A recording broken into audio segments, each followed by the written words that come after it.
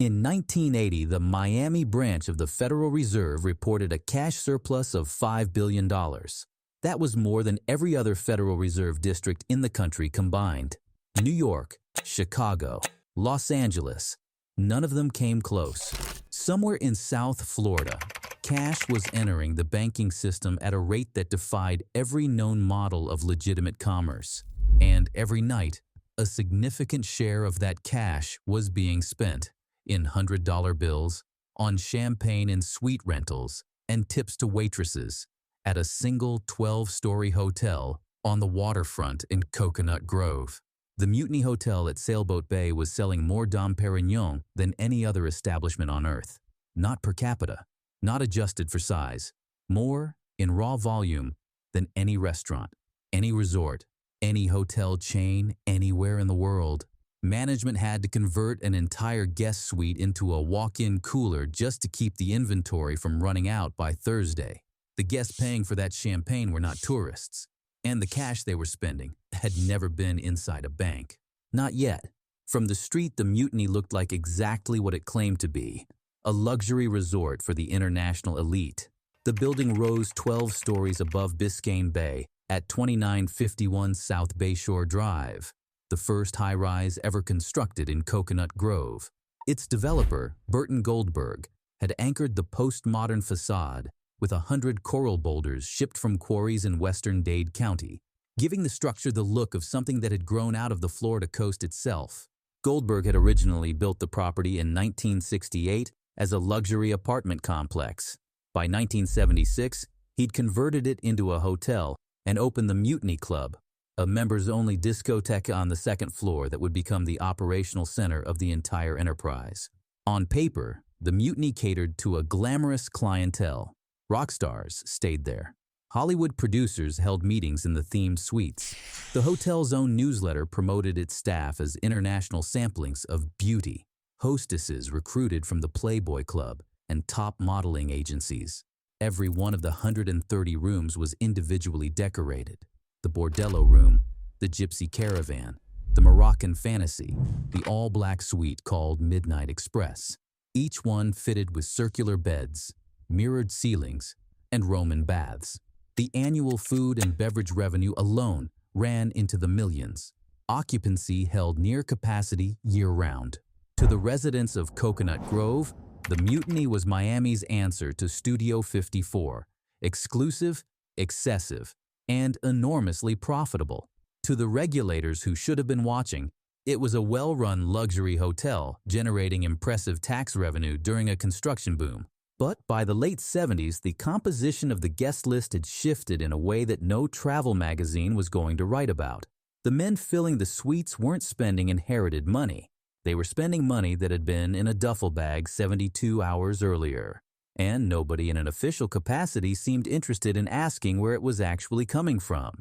To understand what the Mutiny became, you have to understand the problem it solved.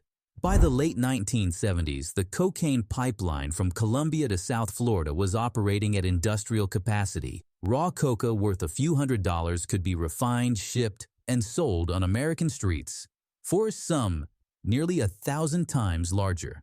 The profit margins were unlike anything in the history of commerce, but the profits arrived in the most inconvenient form possible. Cash. Mountains of it.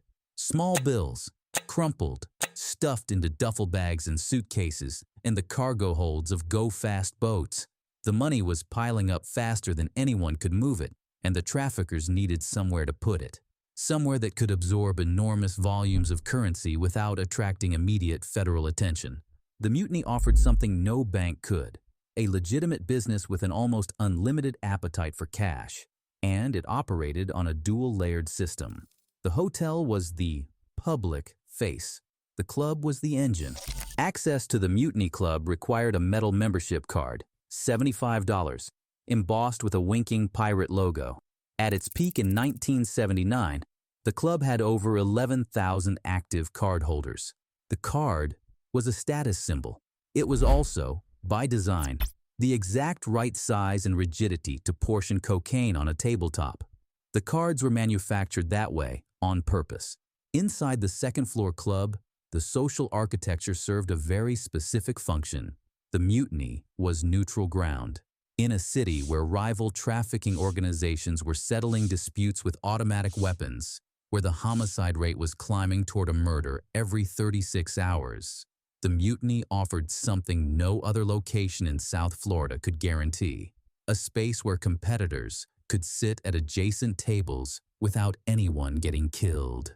Medellin operatives, Cali representatives, Cuban exile syndicates, and the crew that would become known as Los Muchachos, they all drank at the same bar. They negotiated shipment volumes and territorial boundaries over bottles of Dom Pérignon in the corner booths. The unspoken rule was simple: whatever happened outside, business inside the mutiny was conducted without violence. Enforcing that rule fell to the security apparatus, and the security apparatus was not what it appeared to be. The head of security, Fernando Puig, was described by regulars as a man so large that the Colt .45 he carried looked like a toy in his hand. His job was to keep the peace between men who had private armies. But the real front line of the mutiny's security system was the staff itself. The hostesses, the mutiny girls, were trained for more than hospitality. When a guest arrived, a hostess would click the heel of her stiletto against the guest's ankle. If she felt a holster, the guest was flagged as a possible undercover agent, and the word spread through the club within minutes. During police raids, the same women would slide handguns off tabletops and stash them under their skirts. Machine guns went into bread baskets. By the time officers reached the second floor, the club looked like nothing more than a champagne party. Every Tuesday and Thursday, the same ritual played out at the front desk. Guests paid for extended stays in cash, hundreds, sometimes thousands of dollars in $100 bills. The receipts went into the hotel's books as legitimate hospitality revenue. The cash went into armored trucks that pulled up to the Bayshore Drive entrance with a regularity that should have attracted attention from anyone paying the slightest bit of attention. And then there were the yachts. Moored directly in front of the property in the Sailboat Bay Marina, a fleet of private vessels served as 24-hour extensions of the hotel's operation. At least one functioned as a dispatch center for a high-end escort service called the Moonflower Company, equipped with its own cash-counting machines. Money generated inside the hotel moved to the boats. From the boats, it entered the banking system. The banks were waiting for it. In the late 1970s and early 1980s, South Florida financial institutions were not just failing to report suspicious cash deposits, they were competing for the business. A bank called Sunshine State, founded by a man named Ray Corona, offered traffickers a particularly elegant service. A dealer would rent a safe deposit box, fill it with currency, and the bank would then issue a loan to the dealer, secured by the cash already sitting in the vault. On paper, the trafficker now had clean loan proceeds to invest in real estate. In practice, the bank was converting illicit currency into legitimate financial instruments and taking a commission for the service. Corona was a regular at the mutiny. He shared cocktail tables with the Miami city manager, with defense attorneys, with the men whose cash he was processing. The separation between the hotel, the bank, and the city government was not a wall. It was a revolving door.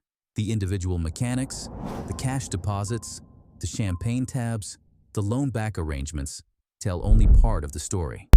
To understand what the mutiny actually was, multiply every transaction by thousands and run it for a decade. By 1981, an estimated one-third of Miami's entire economic output was derived from the narcotics trade. Not one-third of some shadow economy, one-third of the real economy, the jobs, the construction, the tax base, the municipal budget. The mutiny sat at the center of that economy. It was the place where cash first touched something legitimate, a hotel tab, a champagne order, a suite rental, before moving outward into the banking system, and from there, into real estate, construction, and development. In 1982, a single institution, the Great American Bank, was indicted along with 13 individuals for processing $96 million in drug profits by deliberately failing to file the currency transaction reports required by federal law. $96 million through one bank. And Great American was not an outlier. It was one of dozens of institutions in Dade County operating the same way. The money moved so fast and in such volume that it warped the basic economics of the region. Property values in Coconut Grove disconnected from any traditional market logic. Traffickers purchasing condominiums and commercial properties at above-market premiums drove prices beyond what legitimate buyers could afford. Construction boomed, not because of organic demand, but because real estate was the most efficient vehicle for converting dirty cash into clean assets. Roads were built, developments were financed. The skyline that tourists photograph today, the glass towers along Brickell Avenue, the luxury condominiums on the waterfront, was built in part by capital that first entered the legitimate economy through institutions exactly like the Mutiny. And at the Mutiny itself, the evidence of that scale was visible every night. Guests lit cigarettes with $100 bills. They filled hot tubs with champagne. The DJ, often a University of Miami student working a weekend shift, watched from the booth as men he didn't recognize tipped him more in a single night than his tuition cost for the semester. But the excess inside the hotel obscured the cost outside it. The cocaine that generated those champagne tabs didn't stay in Coconut Grove. It flooded into neighborhoods like Liberty City and Overtown, communities that saw none of the Mutiny's glamour but absorbed all of its consequences. The violence that the hotel's neutral zone policy kept off the second floor didn't disappear. It just happened somewhere else, to people who would never hold a membership card. On June 23, 1980, two guests, Michael Borkin and Charles Pfeiffer, set fire to a pile of cash in their 10th floor suite and attempted to escape the police by climbing down the building's exterior. The doorman watched the whole thing from the lobby. It was absurd, theatrical, and impossible to ignore. The Mutiny had always relied on discretion, on the understanding that what happened inside stayed inside. A man descending the facade with burning money drifting out of his window shattered that arrangement. But the system that sustained the Mutiny did not collapse because of a single incident. It fractured along multiple lines: financial, institutional, and violent, all of which converged in the mid-1980s. The violence had been escalating for years. The 1979 massacre at Deadliest Mall, a shopping center in broad daylight, automatic weapons, bystanders running for cover, had put Miami on the national map for a reason no chamber of commerce wanted. By 1981, Miami was the murder capital of America. The medical examiner's office ran out of room for the dead. Dade County rented a refrigeration truck from Burger King to store the overflow. Inside the Mutiny, the character of the clientele changed. The high-level negotiators were replaced by a more volatile class of operator, men who brought the war with them. The federal response, when it finally arrived in force, came from multiple directions. In 1980, the DEA launched Operation Swordfish, a sting that used a fake investment company called Dean International to lure traffickers into documented transactions. The operation yielded 67 federal indictments. Many of the targets were Mutiny regulars. In 1982, President Reagan established the South Florida Task Force, combining the DEA, FBI, Customs, and the Department of Justice into a single coordinated body. The noose was tightening, not on the hotel directly, but on the network of clients and financiers who kept it running. And the corruption didn't stop at banks and hotels. A group of Miami police officers, the unit that became known as the River Cops, were found to have been stealing from the very traffickers they were supposed to be investigating. The police department itself had been compromised. But the deepest wound was financial. In 1983, a consortium of investors purchased the Mutiny from Burton Goldberg for $17 million. Financed by a loan from Sunrise Savings and Loan, Federal examiners later determined that the property had been appraised at millions above its actual value to secure the financing, a straightforward fraud that was only possible because the S&L's lending standards had been gutted by the same narco-capital that inflated the rest of the market. Goldberg, for his part, had read the room. He took the $17 million and walked away. The man who had built the mutiny understood, perhaps better than anyone, that the environment had shifted. He cashed out at the top. The new owners inherited a property whose economics no longer worked without the cocaine trade, and the cocaine trade was under siege. When the borrowers defaulted, Sunrise was placed into receivership. The federal government now held the mutiny's debt. By 1985, the hotel was closed. The building that had operated near capacity just a few years earlier stood empty. The champagne coolers were shut off. The membership cards stopped working. In 1987, police conducted one final raid, a party of over 100 people, the last gasp of the club's social function. After that, there were no more parties. In 1990, the remaining furniture was sold at auction. The themed beds, the mirrored ceilings, the fixtures from the bordello room and the gypsy caravan, all of it went to the highest bidder. Piece by piece, the machine had been dismantled. The mutiny sat as a gutted shell on Bayshore Drive for more than a decade. No developer touched it. No investor wanted the liability or the reputation. The building that once processed more champagne than any hotel on earth stood empty, its windows dark, its marina quiet, a 12-story monument to what happens when an economy built on illicit capital loses its supply. The cost extended far beyond one building. When the cocaine money disappeared from the banking system, the institutions that had depended on it began to fail. The savings and loan crisis, fueled by exactly the kind of fraudulent lending that had financed the hotel's sale, ultimately cost American taxpayers an estimated $500 billion nationwide. Miami's municipal revenues, inflated for years by the tax base of the narco boom, contracted sharply. Construction slowed. Property values in Coconut Grove stagnated. The service workers who had earned six-figure incomes and tips found themselves in an economy that had no use for their skills. The regulatory aftermath reshaped American financial law. The mutiny era and the banking failures it exposed drove the strengthening of the Bank Secrecy Act and the development of modern anti-money laundering requirements. The idea that a hotel, a bank, or any cash-intensive business could process millions without filing a single suspicious activity report became, at least in theory, impossible.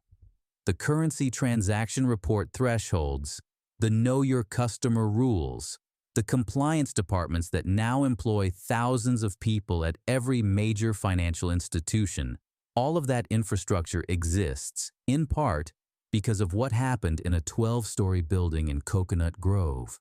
In 1996, the property was purchased and reopened 3 years later as the Mutiny Luxury Suites Hotel, a legitimate condo hotel operation, stripped of the disco balls and the circular beds and the breadbasket armory. The themed suites are gone. The membership cards are gone. The walk-in champagne cooler is a regular guest room again. But the building still stands at 2951 South Bayshore Drive. The winking pirate logo still appears on the signage. The view of Biscayne Bay from the upper floors is still worth millions. And the skyline visible from those windows, the glass towers, the waterfront developments, the modern Miami that tourists photograph, was built in part by money that arrived in duffel bags and left as wire transfers. As of 2025, the property is the subject of a $160 million bulk buyout bid, a transaction involving development firms with ties to Miami's current political leadership. The mutiny didn't just house the cocaine trade. It was the mechanism that converted the cocaine trade into a city. What other institutions do you think are still standing today on foundations that nobody wants to examine too closely? Tell me in the comments. And if this is your first time here, subscribe. There's more to dig into.